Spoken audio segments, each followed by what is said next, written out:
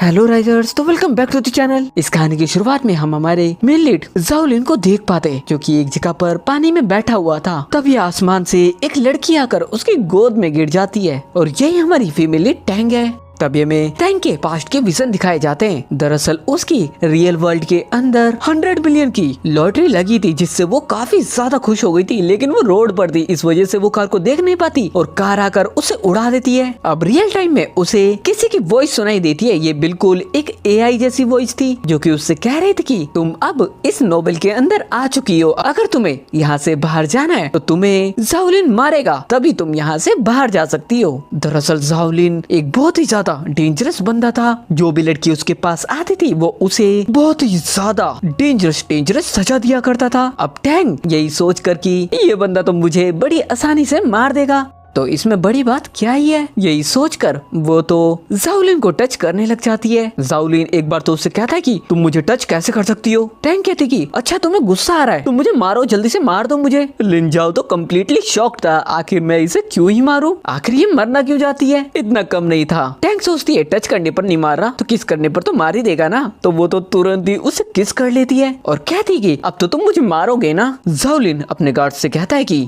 तुम सभी शादी की तैयारियां करो। टैंग तो कम्प्लीटली शॉक्ड थी, आखिर इसे मुझे मारना चाहिए था, ये तो शादी के लिए तैयार हो गया। जिसके साथ ही जाओलिन तो टैंग को अपनी गोद में उठाकर अपने रूम में ले जाता है और वहाँ पर जाकर टैंग से कहता है कि अब तुम मेरे करीब आने की कोशिश नहीं करोगी क्या, तुम जो चाहे वो कर सकती हो। टैंग तो मन में सोच रही थी ये मुझे कैसे मारेगा, फिर वो कहती है कि ठीक है, जो मैं चाहूँ वो कर सकती हूँ ना, तो ठीक है। वो तो जाओलिन के दोनों हाथ बांध देती है और उसे बहुत ही ज्यादा मारने लग जाती है और फिर सोचती है कि जाओलिन अब तो उसे मार ही देगा। लेकिन जाओलिन तो इसके बाद भी उसे टच तक नहीं करता, इसलिए टैंग यहाँ पर भी नहीं रुकती, वो तो इससे भी आगे बढ़ जाती है। वहाँ पर कुछ फ्लावर पोट्स रखे हुए थे, वो कहती है कि ये काफी ज्यादा महंगे हैं ना, और वो उन्हें सभी को वहाँ पर गिरा देती है और तोड़ देती है। और जाओलिन को इससे काफी ज्यादा गुस्सा आता है और टैंग को भी लग रहा था कि अब तो वो उसे मारेगा। लेकिन जाओलिन कहता है कि ठीक है, तुमने सभी तोड़ दिए तो मैं अब नए खरीद लूंगा। वही बाहर सारे गार्ड्स ये सब आवाजें सुनकर अंदर आ जाते हैं। अंदर आकर देखते तो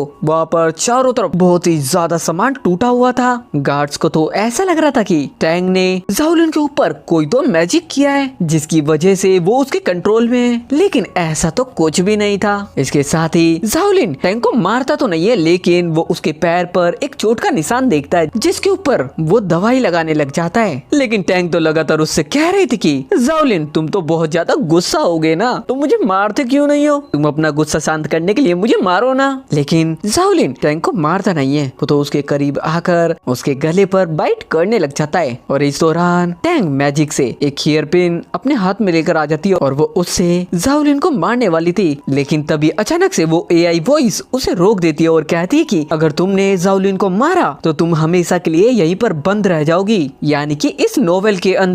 जैसे तो टैंग और ज्यादा परेशान हो जाती है। अब इसके बाद तो टैंग को एक प्रिंसेस की तरह तैयार भी कर दिया जाता है। लेकिन टैंग के दिमाग के अंदर तो एक ही बात चल रही थी, भाई यहाँ से जितना भी खजाना है वो अपने साथ भी तो ले जा सकती हूँ ना, लेकिन यहाँ तो बहुत सारा खजाना है, मैं सभी को साथ कैसे ले जा सकती हूँ। इसी के साथ हम एक वॉन नाम की लड़की को देख पाते हैं, जिसके पास कुछ लड़कियां आती है और उससे कहती है कि जाओलिन के पास एक लड़की आई है जो कि उसे कंट्रोल करने की कोशिश कर रही है। अब जैसे ही टैंग महल से बाहर की तरफ आती है, तभी उसके सामने वॉन आ जाती है और वॉन के साथ जितनी भी उसकी मेड्स थी, यानी कि नौकरानियां, उन्हें वो कहती है कि तुम तुरंत ही जाकर टैंग को खत्म कर दो, उसे मार दो। अब सारी लड़कियां टैंग को मारने के लिए आगे की तरफ आती है, लेकिन तभी टैंग अपने मैजिक से वहाँ पर एक चैनसो लेकर आ जाती है, जिससे तो सारी लड़कियां काफी ज्यादा डर जाती है, क्योंकि उस चैनसो ने सभी के वेपन को काट जो दिया था, जो कि लकड़ी के थे। अब ये चीज देखकर तो वॉन भी काफी ज्यादा डर जाती है। वहीं एक बंदा जाओलिन के पास जाता है और उससे कहता है कि टैंग पूरी तरीके से पागल हो गई है, तुम उसे जाकर रोकते क्यों नहीं हो। इसलिए जाओलिन खुद टैंग के पास आता है और उसे रोकता है। अब जितनी भी लड़कियां यहाँ पर आ रखी थी वो जाओलिन से कहने लग जाती है कि टैंग एक पागल लड़की है। टैंग तो यहाँ पर भी किसी की भी नहीं सुन रही थी, वो तो जाओलिन के सामने भी सबको मारने जाती है, लेकिन जाओलिन कैसे तो उसे रोकता है। और फिर जो लड़कियां टैंग को परेशान करने के लिए वहाँ पर आई थी वो तो उन सभी को सजा देता है, जिससे तो वॉन और उसकी साथियों को काफी ज्यादा गुस्सा आ रहा था।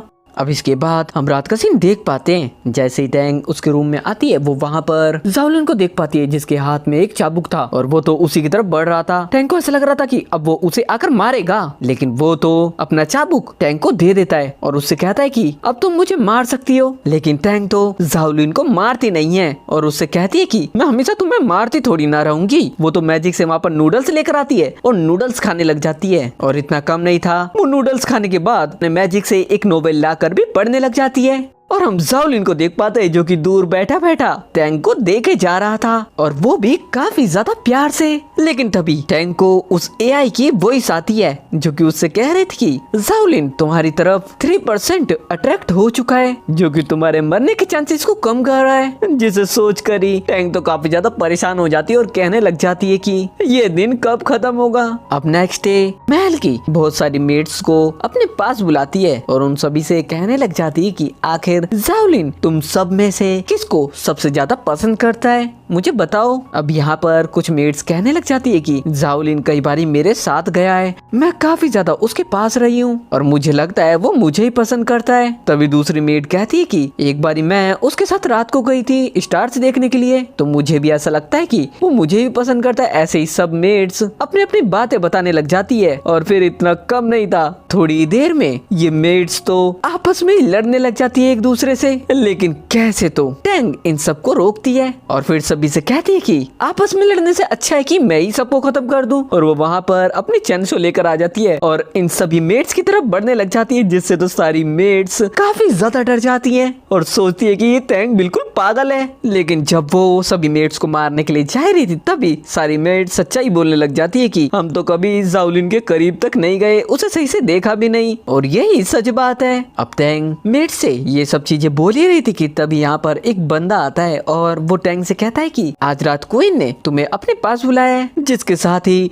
टैंग तो गुस्से में एक जगह पर आकर बैठ जाती है और कहने लग जाती है कि एक तो मैंने इतनी मुश्किल से 100 मिलियन जीते थे और अब मैं यहाँ पर फंस चुकी हूँ और ये जाओलिन मुझे मार तक नहीं रहा। तभी टैंग को एआई की वार्निंग सुनाई देती है जो कि कह रही थी कि अब जाओलिन तुम्हारी तरफ 10% अट्रैक्ट हो चुका है, यानी कि मरने के चांसेस 90% रह गए हैं और ये चांसेस तेजी से कम भी हो रहे हैं। जिस बात को सोचकर ही टैंग तो काफी ज्यादा परेशान हुए जा रही थी। जिसके साथ ही टैंग तो अपनी पिंक चैनसो ढूंढने के लिए जाओलिन के पास आ जाती है, उससे कहने लग जाती कि मेरी चैनसो कहाँ पर है। वो तो चारों तरफ ढूंढ रही थी और जैसे वो उसे दिखती है वो तो उसे वहाँ से गायब कर देती है और जैसे वो मुड़ती है तभी जाओलिन उसके काफी ज्यादा क्लोज आ जाता है और जैसे ही टैंग की नजर जाओलिन के 6 पड़ जाती है उसे कुछ कुछ होने लग जाता है। लेकिन फिर वो जाओलिन से कहती है कि तुम दूर क्यों नहीं हटते। लेकिन यहाँ पर जाओलिन पीछे तो नहीं हटता, लेकिन वो टैंग को किस करने लग जाता है। टैंग तो उसे दूर कर रही थी लेकिन फिर वो फोर्सफुली उसे किस करने लग जाता है। अब जैसे ही टैंग कैसे तो जाओलिन से दूर होती है कि तभी यहाँ पर रूम के अंदर मास्क में कोई बंदा आ जाता है यहाँ पर जाओलिन या टैंग को मारने के लिए। लेकिन जाओलिन उस बंदे से काफी अच्छे से लड़ता है, लेकिन तभी पीछे से एक दूसरा बंदा भी आ जाता है जो कि जाओलिन को मारने वाला था।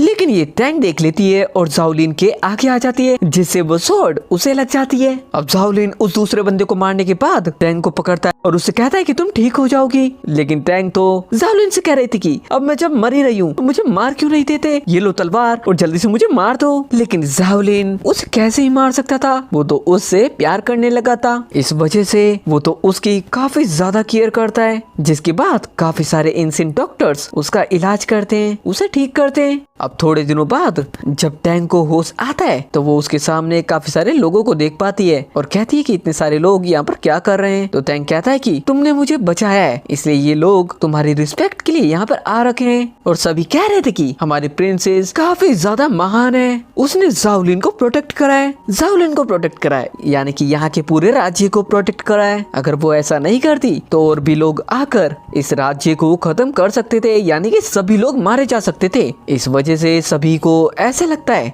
कि टैंग ने जाओलिन को प्रोटेक्ट नहीं करा, पूरे राज्य को प्रोटेक्ट करा है। इस वजह से सभी टैंग से काफी ज्यादा खुश थे। लेकिन टैंग तो अलग ही जाओलिन से कहे जा रही थी कि तुमने मुझे बचाया क्यों, तुम मुझे मार भी तो सकते थे ना। अब यहाँ पर वो ये बोल ही रही थी कि तभी उसे एआई की वॉइस सुनाई देती है जो कि टैंग से कह रही थी कि तुम्हारे मरने के चांसेस तो काफी ज्यादा कम हो चुके हैं, लगभग खत्म हो चुके हैं, लेकिन अब तुम जाओलिन को अपनी तरफ अट्रैक्ट कर कर उसे 10 बारी रुला सकती हो, यानी कि उसकी आंखों से 10 बारी आंसू निकलवा सकती हो तो तुम यहाँ से बाहर जा सकती हो। यहाँ पर जाओलिन टैंक की चोट को देखता है जो कि उसकी बैक में लगी थी। वो उसके ऊपर कुछ दवाई लगा रहा था और इस वक्त वो काफी ज्यादा इमोशनल भी था क्योंकि उसे टैंक के लिए काफी ज्यादा बुरा लग रहा था। यहाँ पर जाओलिन टैंक से ये भी कहता है कि जिन लोगों ने तुम्हें मारने की कोशिश करी मैं उन्हें जिंदा नहीं छोड़ूंगा और आगे से कभी भी ऐसा होने भी नहीं दूंगा। मैं तुम्हें हमेशा प्रोटेक्ट करूंगा। यहाँ पर टैंक जाओलिन से कहती है कि तुम्हें पता है उन लोगों को किसने भेजा था। जाओलिन कहता है कि मुझे पता है उन लोगों को जरूर से वॉन ने भेजा था जो कि काफी पहले से मुझे खत्म करना चाहती है। ये चीज सुनने के बाद टैंक जाओलिन से कहती है कि मैं तुम्हारी मदद करूंगी वॉन से रिवेंज लेने में। दरअसल टैंक तो मन के अंदर ये कह रही थी कि अगर मैं इसकी मदद करूंगी तो अंत में ये इमोशनल होकर काफी ज्यादा रोएगा, ये तो मेरे लिए ही अच्छा होगा। यही चीज सोचकर टैंक तो काफी ज्यादा खुश हुए जा रही थी मन के अंदर। वही हम क्वीन मदर को देख पाते हैं जिसके पास उसका एक आदमी आता है और वो क्वीन मदर को बताता है कि नान और जियो ने हमारा साथ देने के लिए हाँ कर दिया है और उन्होंने हमें लगभग 1.5 लाख सैनिक भी दे दिए हैं जो कि बॉर्डर पर तैनात है। अब इस बंदे के यहाँ से जाने के बाद क्वीन मदर एक फिश टैंक की तरफ देखकर कह रही थी कि जाओलिन मेरे हाथों से तुम्हारा मरना पहले से ही तय है, तुम्हारे मरते ही हर जगह सिर्फ मैं ही राज करूंगी। लेकिन तभी क्वीन मदर के पास उसकी एक मेड आती है और कहती है कि जाओलिन के पास एक लड़की आई है जो कि उसके करीब आते ही 3 दिन के अंदर उसकी वाइफ बन चुकी है। क्वीन मदर कहती है कि मैंने तो ऐसा कुछ भी नहीं सुना। मेड बताती है कि वहाँ के लोगों का कहना है कि जब जाओलिन नहा रहा था तभी वो आसमान से उसके ऊपर आकर गिरी थी, लेकिन साथ ही वो ये भी कहती थी कि ये सिर्फ रूमर्स है या फिर हकीकत, इस बात का मुझे नहीं पता। वही हम टैंक को देख पाते हैं जाओलिन के साथ में। तभी वहाँ पर एक बंदा आकर उनसे कहता है कि तुम्हें क्वीन मदर ने अभी अपने पास बुलाया है। अब जैसे ही टैंक और जाओलिन क्वीन के पास आते हैं, टैंक तो मन के अंदर ही क्वीन को देखते हुए कह रही थी कि मुझे तुम्हारे बारे में सब कुछ पता है, मैं भी देखती हूँ तुम आगे क्या करती हो। इसके साथ साथ टैंक तो वहाँ पर गिरने की एक्टिंग करने लग जाती है। तभी जाओलिन उसे पकड़ लेता है और काफी ज्यादा प्यार से पकड़ता है। और इतना कम नहीं था, जैसे ही जाओलिन चेयर पर बैठता है तो टैंक उसके साथ उसकी गोद में बैठ जाती है। इसके साथ साथ टैंक तो काफी ज्यादा नौटंकी करती हुई जाओलिन से कह रही थी कि यहाँ पर क्वीन मदर भी है, मुझे अलग बैठना चाहिए। लेकिन जाओलिन टैंक से कहता है कि तुम्हारे पैर में चोट लगी है और मैं तुम्हें कहीं और कैसे ही बैठा सकता हूँ। और साथ ही क्वीन मदर से भी कह देता है कि मुझे माफ कर देना अगर आपको अनकंफर्टेबल फील हो रहा है तो। वो क्या है कि मेरी वाइफ काफी ज्यादा सॉफ्ट है, इस वजह से मैं उसे हर्ट करने के लिए अपने से दूर नहीं कर सकता। अब यहाँ पर टैंक और जाओलिन क्वीन मदर से ज्यादा बातें तो नहीं करते, इस वजह से जाओलिन क्वीन मदर से कहता है कि मुझे अपनी वाइफ के साथ कुछ प्राइवेट बातें करनी है तो मैं यहाँ से जल्दी से जाता हूँ। और वो टैंक को अपनी गोद में उठाकर वहाँ से चला जाता है। क्वीन को तो ये सब चीजें देखकर काफी ज्यादा गुस्सा आ रहा था। अब इसके बाद हम नेक्स्ट डे का सीन देख पाते हैं जहाँ महल के अंदर जाओलिन अपनी सीट पर बैठा हुआ था और बाकी सभी मेंबर्स वहाँ पर खड़े हुए थे। तभी यहाँ पर टैंक की एंट्री भी हो जाती है, लेकिन टैंक के यहाँ पर आते के साथ ही कुछ लोग उल्टी सीधी बातें करने लग जाते हैं क्योंकि ये पास्ट का टाइम था और यहाँ पर कंजर्वेटिव लोग काफी ज्यादा थे जिनका कहना ये था कि एक लड़की राज्य के काम नहीं कर सकती, इस वजह से उसे यहाँ से चले जाना चाहिए। लेकिन जाओलिन तो सबको चुप करा देता है। लेकिन यहाँ पर कुछ लोग बुरे थे तो कुछ लोग अच्छे भी थे जो कि टैंक की काफी ज्यादा तारीफ भी करते हैं क्योंकि उसने जो काम करे थे वो सच में काफी ज्यादा महान थे।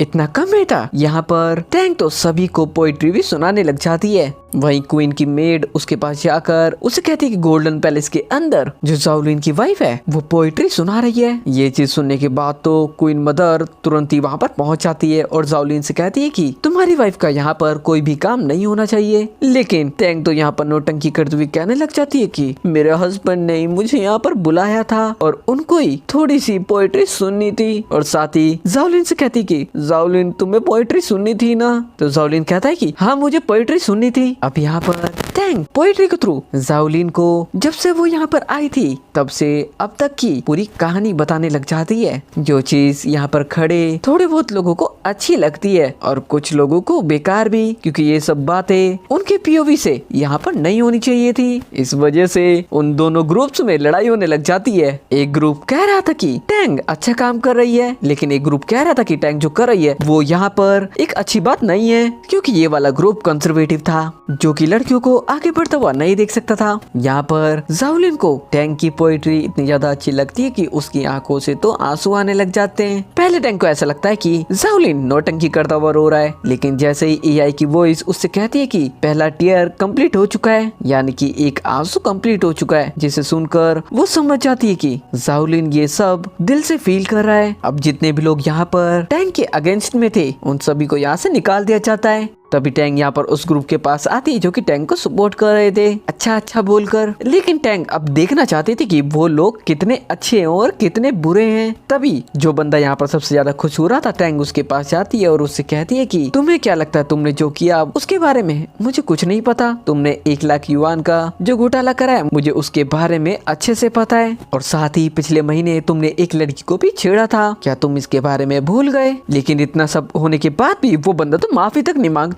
अब ऐसे ही टैंग दूसरे बंदों के पास भी जाती है और उनके बुरे कामों के बारे में उन्हें बताती है। दरअसल इन सभी लोगों ने अपनी पावर का गलत यूज करा था और इन्होंने दूसरे लोगों के बारे में सोचा तक नहीं, जिन्हें काफी ज्यादा प्रॉब्लम हुई थी। जाओलिन तो इन सभी बंदों को राज्य से बाहर निकालने को कह देता है, इसलिए सभी को उठाकर राज्य से बाहर फेंक दिया जाता है। जिसके साथ ही जब टैंग जाओलिन के पास जाकर बैठती है तो जाओलिन टैंग की तरफ देखकर उससे कहता है कि तुम मेरे पास आई, इसके लिए बहुत बहुत शुक्रिया। जाओलिन तो काफी ज्यादा इमोशनल था, इस वजह से एक बार फिर से उसकी आंखों से आंसू नीचे गिर जाते हैं। और ये सेकंड ईयर था। वही टैंग तो मन के अंदर कह रहे थे कि ये वैसे तो काफी ज्यादा इविल है, लेकिन ये मेरे लिए इतना इमोशनल क्यों हो रहा है? इतना कम नहीं था। जाओलिन तो यहाँ पर जितने भी लोग थे सभी से कह देता है कि आज के बाद उसकी वाइफ उसके साथ हमेशा इस जगह पर आएगी और यहाँ पर उसकी वाइफ और उसके अंदर कोई भी भेदभाव ना करे। अगर किसी ने ऐसा किया तो उसे यहाँ पर काफी ज्यादा डेंजरस सजा दी जाएगी। जिसके बाद वापस आने पर टैंग अपने कपड़े खोल रही थी।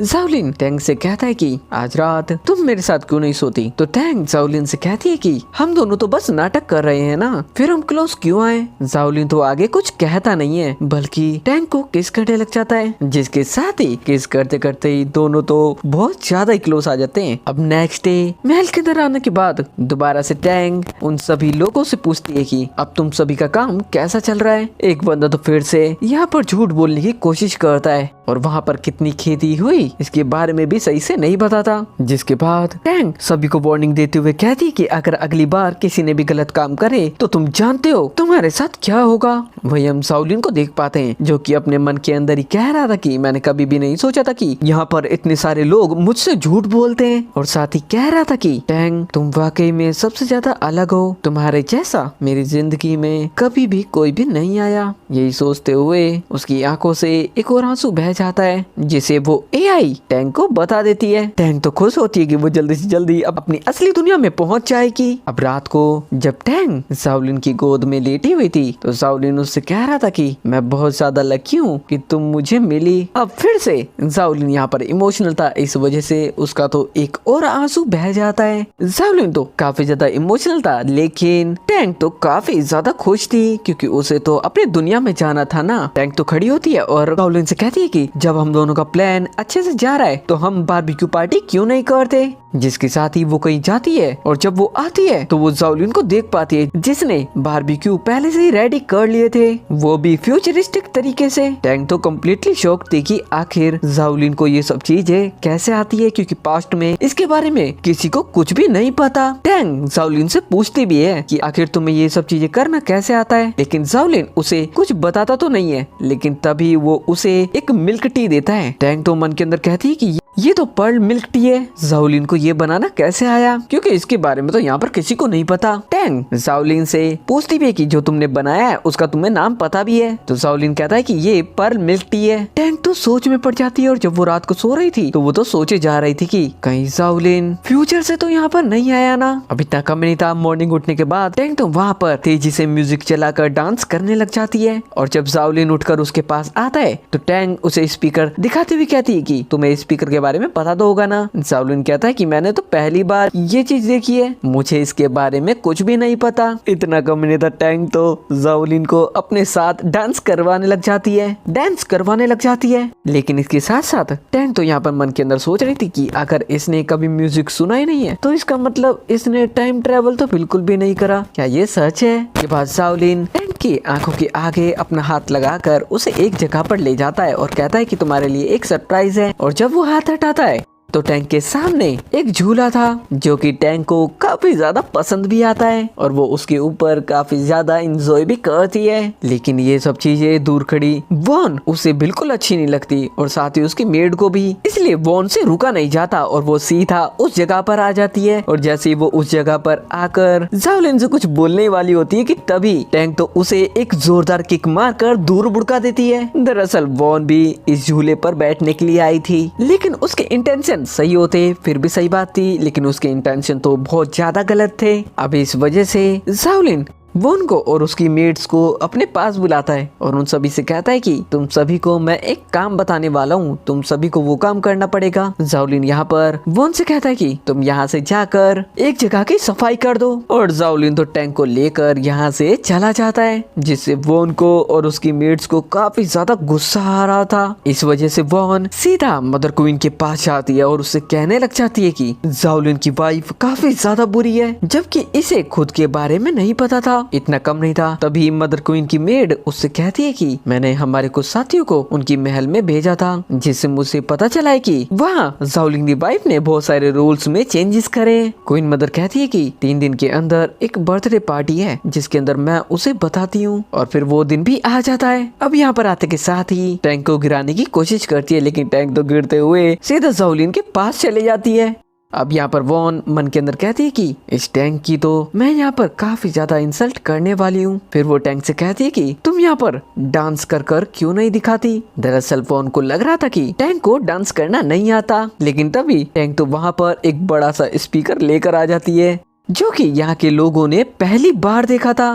टैंक तो उसमें म्यूजिक चालू कर वहाँ पर काफी ज्यादा अच्छा डांस करती है, जिससे तो सभी लोग हैरान रह जाते हैं। अब जैसे ही डांस खत्म होता है तब यहाँ पर 2 मास्क में बंदे आकर टैंक को अपनी शॉट से मारने वाले थे कि तभी बीच में जाओलिन आ जाता है और चोट उसे लग जाती है। लेकिन फिर भी वो उन दोनों बंदों को कैसे तो मारता है और वहाँ पर बेहोश हो जाता है। जब टैंग जाओलिन के पास बैठी हुई थी वो उसके लिए काफी ज्यादा दुखी थी, लेकिन साथ ही वो ये भी सोच रही थी कहीं जाओलिन फ्यूचर से तो यहाँ पर नहीं आया, क्योंकि उसे पर्ल मिल्क टी का नाम याद था और साथ ही कुछ और चीजें जैसे बारबेक्यू, हॉट पॉट और आइस्ड ग्लूटेन राइस बोल्स। तभी जाओलिन तो यहाँ पर नींद में ही टैंग का हाथ पकड़ लेता है और टैंग से कहने लग जाता है कि टैंग तुम मुझे छोड़कर कभी भी मत जाना। अब जब जाओलिन को होश आता है तो टैंग उसके ऊपर गुस्सा करती हुई कहती है तुम उस तलवार के आगे क्यों आए, तुम मर जाते तो मैं जिंदा नहीं रह पाती। ये सुनते ही जाओलिन तो काफी ज्यादा इमोशनल हो जाता है। जब टैंग अकेली बैठी थी वो तो बार बार सिर्फ यही सोच रही थी कहीं जाओलिन टाइम ट्रेवलर तो नहीं है, कहीं उसने टाइम ट्रेवल तो नहीं किया, उसे इतनी सब चीजें कैसे पता है।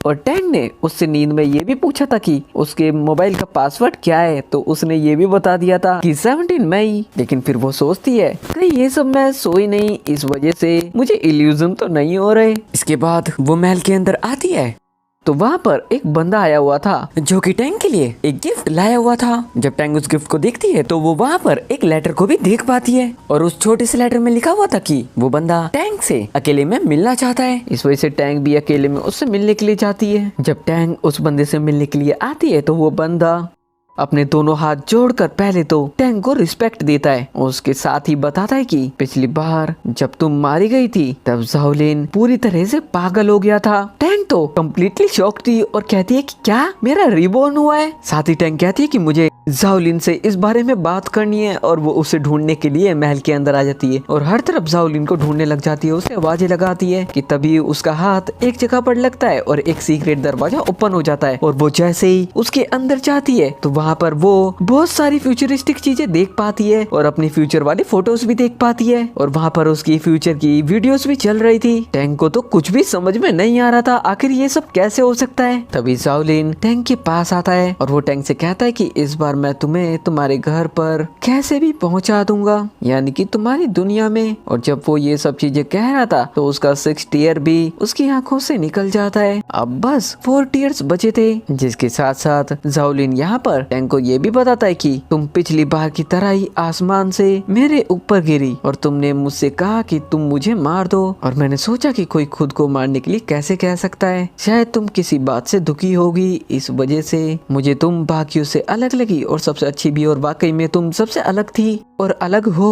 और हमेशा अलग रहोगी। इसके साथ ही जाओलिन टैंग को बाहर की तरफ लेकर आ जाता है स्टार्स दिखाने के लिए, जहाँ पर टैंग मन के अंदर ही कहती है कि जाओलिन को मेरी सारी बातें याद है। और टैंग भी यहाँ पर काफी ज्यादा इमोशनल थी, उसकी आंखों में भी काफी ज्यादा आंसू थे। तो जाओलिन टैंग से कहता है कि तुम्हें रोना नहीं चाहिए क्योंकि तुम रोते हुए बिल्कुल भी अच्छी नहीं लगती। अब आगे बढ़ने से पहले जाओलिन टैंक के आगे आता है और उससे कहता है कि तुम मेरी बैक पर बैठ जाओ, और फिर वो उसे बैक पर उठाकर वहाँ से आगे बढ़ने लग जाता है। जिसके साथ ही जब दोनों बैठकर स्टार्स देख रहे थे और खुश हो रहे थे कि तभी वहाँ पर फायरवर्क्स स्टार्ट हो जाता है, जिससे आसमान काफी ज्यादा कलरफुल हो जाता है। जाओलिन टैंक से कहता है कि तुम्हें भूख लगी होगी, तुम्हें नूडल्स खाने हैं ना, मुझे पता है। फिर जाओलिन टैंक के लिए नूडल्स भी बनाता है और जब टैंग उन्हें खाती है तो उसे तो काफी ज्यादा अच्छे लगते हैं। लेकिन नूडल्स खाते खाते टैंग जाओलिन से कहती भी कि अगर मैं वापस नहीं जाना चाहूँ तो तुम क्या करोगे। वो ये बोलती है कि तभी वो यहाँ पर बेहोश हो जाती है क्योंकि जाओलिन ने उसके नूडल्स में कुछ मिला दिया था,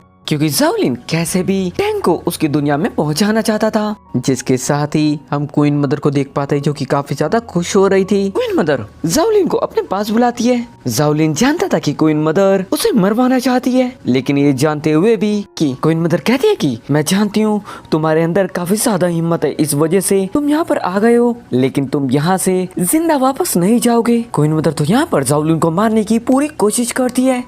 क्वीन मदर जाओलिन को मारने के लिए चाहती है कि तभी वहाँ पर एक गोली चल जाती है, क्योंकि वहाँ पर टैंग पहुँच चुकी थी जाओलिन को बचाने के लिए। टैंग देख पाती है कि जाओलिन यहाँ पर काफी ज्यादा जख्मी हो गया था। जाओलिन तो वहाँ पर गिरने लग जाता है और तभी हम टैंग को देख पाते हैं, वो तो जाओलिन के ऊपर ही बेहोश हो जाती है क्योंकि उसकी हालत भी ज्यादा ठीक नहीं थी। और तभी अचानक से टैंग खुद को एक अनजान जगह पर पाती है। तभी टैंग को यह की वॉइस सुनाई देती है जो कि टैंग से कह रहे थे कि अब मैं तुम्हें तुम्हारी असली दुनिया में भेज रही हूँ। जिसके साथ ही हम टैंग को असली दुनिया में देख पाते हैं जो कि एक हॉस्पिटल के अंदर बेहोशी की हालत में थी। उसे अचानक से होश आ जाता है। वो जैसे उठती है वो तो जाओलिन को काफी ज्यादा मिस कर रही थी और वो काफी ज्यादा परेशान थी। वो बाहर की तरफ जाती है तो वो जाओलिन को इमेजिन भी करती है, लेकिन वो सिर्फ उसकी इमेजिनेशन थी। टैंग तो रोते हुए कह रहे थे कि जाओलिन मुझे तुमसे दोबारा मिलना है। भले ही इस दुनिया के अंदर टैंग के पास 100 मिलियन युआन थे, लेकिन उससे ज्यादा इम्पोर्टेंट उसके लिए अभी जाओलिन था। दरअसल नोवेल की एंडिंग में जाओलिन मर जाता है। इस वजह से टैंग डिसाइड करती है कि वो उसके राइटर के पास जाएगी और उस नोवेल को चेंज कराएगी, यानी कि उसकी एंडिंग को चेंज कराएगी। अब जाओलिन उस जगह पर पहुंच जाती है जहाँ उस नोवेल की राइटर रहा करती थी। पहले तो राइटर कहती है कि मैं उसकी एंडिंग चेंज नहीं कर सकती क्योंकि जाओलिन एक बुरा इंसान था और उसका अंत भी बुरा हुआ। लेकिन टैंग कहती है कि वो बुरा इंसान नहीं था, उसे तुमने अपनी नोवेल में बुरा बनाया, लेकिन अब मैं चाहती हूँ कि तुम उसकी एंडिंग ठीक करो। पहले तो राइटर नहीं मानती, लेकिन जब टैंग कहती है कि मैं तुम्हें 10 मिलियन या 20 मिलियन भी दे सकती हूँ तो राइटर तुरंत मान जाती है। अब हम राइटर को देख पाते हैं जो कि एंडिंग चेंज करने की कोशिश तो करती है, लेकिन वो एंडिंग चेंज ही नहीं कर पाती क्योंकि बार बार कुछ ना कुछ प्रॉब्लम होती जा रही थी।